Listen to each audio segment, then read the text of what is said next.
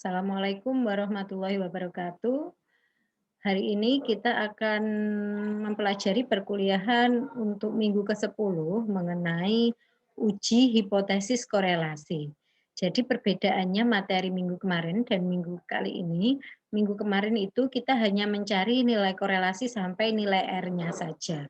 Fungsi dari nilai R itu untuk melihat apakah hubungan korelasinya positif atau negatif. Kalau hubungan korelasinya positif, maka semakin tinggi data dari X atau data variabel bebas, maka semakin tinggi pula data dari variabel terikat atau variabel Y.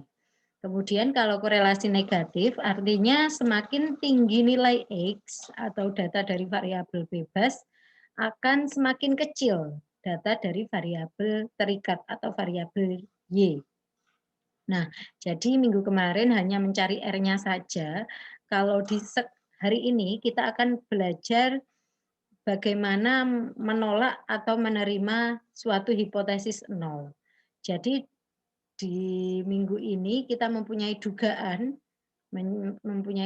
apakah data X dan Y saling berhubungan, mempunyai sebab akibat seperti itu. Jadi misalkan apakah IPK mempengaruhi SKS, apakah ada sebab akibat antara IPK dan SKS, itu baru bisa disimpulkan menggunakan hipotesis ya.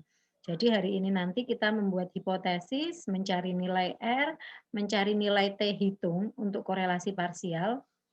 Korelasi parsial terdiri dari rank dan produk momen.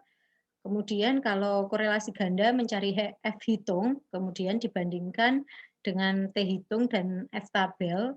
Nah, dari situ kita baru bisa menentukan menerima H0 atau menolak H0. Kemudian baru ditarik kesimpulan. Oleh karena itu, materi minggu ini adalah lanjutan dari minggu kemarin dengan cara menambahkan hipotesis di dalam minggu ini. Oke, untuk PPT-nya sudah saya share di e-learning, silahkan Anda download. Ini kemudian simak penjelasan dari saya ya.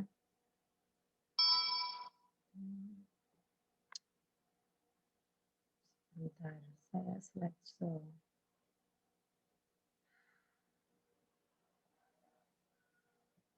Oke, analisis korelasi dengan hipotesis ya. Ini kurang judulnya. Dengan hipotesis. Kemarin di korelasi parsial itu yang mempunyai satu variabel bebas dan satu variabel terikat.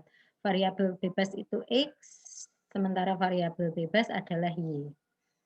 Nah, di sini ada di korelasi parsial di mana satu variabel bebas dan satu variabel terikat ada korelasi rank Spearman. Jadi contoh datanya kemarin sudah dibahas, datanya dirankingkan. Sehingga untuk mencari korelasinya kita mencari selisih antara data X dan data Y. Ini disebut D, selisih X dengan Y disebut D, kemudian dikuadratkan D-nya dicari jumlahannya. N di sini adalah jumlah data. RS artinya korelasi rank Spearman. Oke, koefisien korelasi mengukur kedekatan hubungan antara dua variabel ordinal, yaitu variabel yang dirankingkan. Koefisien korelasi ini dinamakan koefisien korelasi pangkat karena dirankingkan ya, atau korelasi Spearman yang disimbolkan dengan R. Pasangan data X dan Y kita susun dari urutan besar nilainya dalam tiap variabel, kemudian kita bentuk selisih atau beda dari peringkat X dan Y yang data aslinya berpasangan, beda disimbolkan dengan BI atau tadi bisa juga DI ya. Maka koefisien korelasi peringkat dihitung dengan rumus ini ya. Ini bisa juga DI atau BI. Kemudian langkah dalam uji statistik atau uji hipotesisnya di dalam korelasi H0-nya adalah tidak terdapat hubungan antara variabel X atau variabel bebas dengan Y. HA, HA itu adalah hipotesis alternatif atau H1 ya, sama dengan H1, artinya ada hubungan antara X dengan Y. Jadi langkah-langkahnya Anda membuat hipotesis terlebih dahulu. Hipotesisnya ini, nanti Anda tentukan variabel X-nya yang mana, variabel bebas. Jadi variabel bebas ini nilainya mempengaruhi variabel terikat atau Y. Kemudian tentukan tingkat kesalahan alfa, ini biasanya sudah diketahui di soal. Selanjutnya cari R-nya. Cari R-nya kalau rank Spearman maka menggunakan R ini ya. Setelah mencari R, di sini Anda cari T hitung. T hitung rumusnya sebagai berikut. R akar N-2 per akar 1 min R kuadrat. R-nya adalah hasil dari korelasi Spearman-nya. N adalah jumlah data. Kemudian kaidah pengujian, ini nanti diganti sendiri ya, urutannya, jadi 3, 4, 5 seharusnya seperti itu.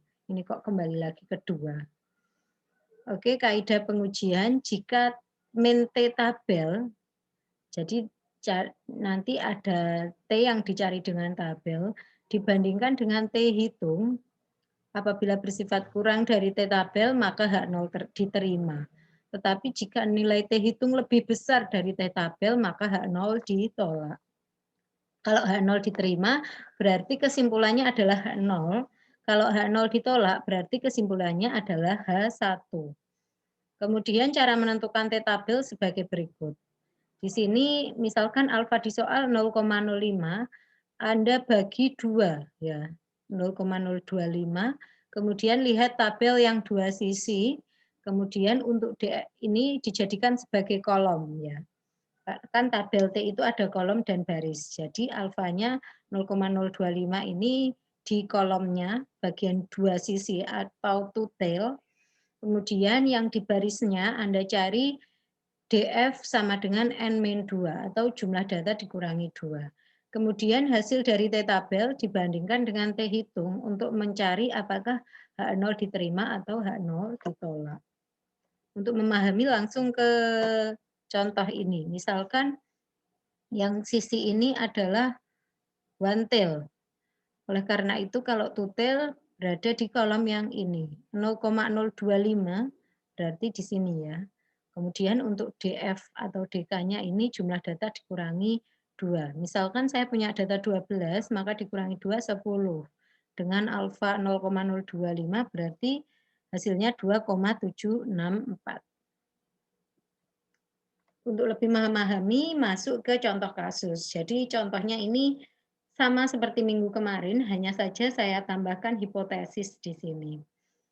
Di sini ada penilaian 2 juri, kemudian uji hipotesis korelasi dari data tersebut.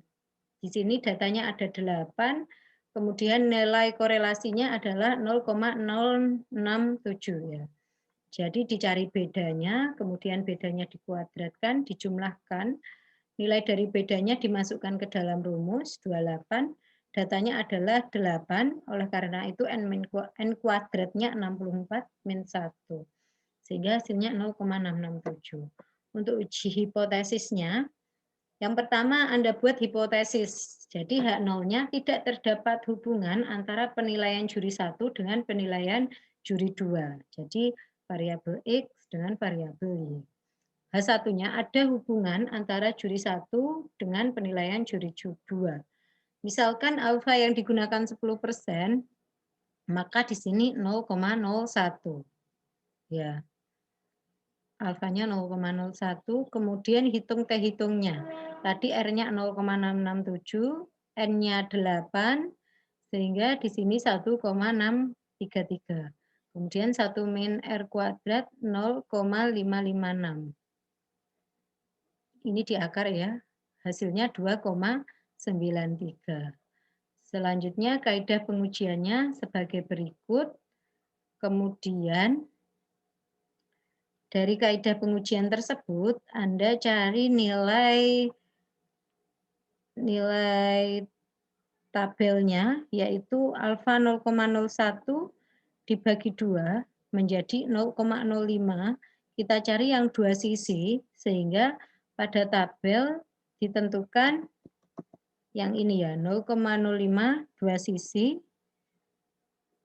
Oke, sehingga pada tabel kolomnya yang ini, kemudian N-2, 8-2 adalah 6, sehingga nilainya 2,447. 2,447. Dapat Anda lihat bahwa nilai T hitung lebih besar dari T tabel, sehingga masuk ke kondisi ini, yaitu H0 ditolak. Sehingga yang diambil kesimpulan adalah H1 atau ada hubungan antara penilaian juri 1 dengan juri 2. Selanjutnya korelasi produk momen. Di sini kita mencari keterkaitan antara satu variabel X dengan satu variabel Y. Rumusnya sebagai berikut, ini sudah saya bahas di minggu kemarin untuk cara mencarinya. Kemudian untuk uji statistiknya, ini contohnya ya, contoh ini juga contoh minggu kemarin, kita melihat SKS dengan IPK, apakah ada keterkaitan antara SKS dan IPK. Dicari nilai R-nya, sehingga nilai R-nya 0,447. Cara menentukan uji hipotesis korelasi produk momen ini juga sama, yaitu T, H0 H1-nya tidak terdapat hubungan untuk H0 dan terdapat hubungan untuk H1, alfanya sama, ditentukan di soal, kemudian T hitungnya sama ya, yaitu R sama dengan akar N-2 per akar 1R kuadrat. Kemudian untuk kaidah pengujiannya sebagai berikut, kalau T hitung lebih dari T tabel, H0 ditolak, kalau T hitung kurang dari T tabel, maka H0 diterima. Kemudian cara mencari T tabelnya sama, seperti korelasi Spearman tadi ya. Jadi alfanya dibagi 2, kemudian dicari kolom di dua sisi, kemudian alfanya berapa, untuk DF-nya sama, yaitu N-2. Contoh di sini, untuk mencari IPK dan SKS ya. Maaf, ini nanti saya edit di sini apakah ada hubungan antara IPK dan SKS. Ya, jadi nanti saya edit kembali. Saya edit kembali bahwa di situ apakah ada IPK, apakah ada hubungan antara IPK dan SKS. Saya edit sebentar, nanti saya buat video selanjutnya atau part kedua mengenai korelasi produk momen dan korelasi ganda. Jadi ini agar tidak rancu, saya edit sebentar ya. Nanti saya kembali lagi ke video kedua.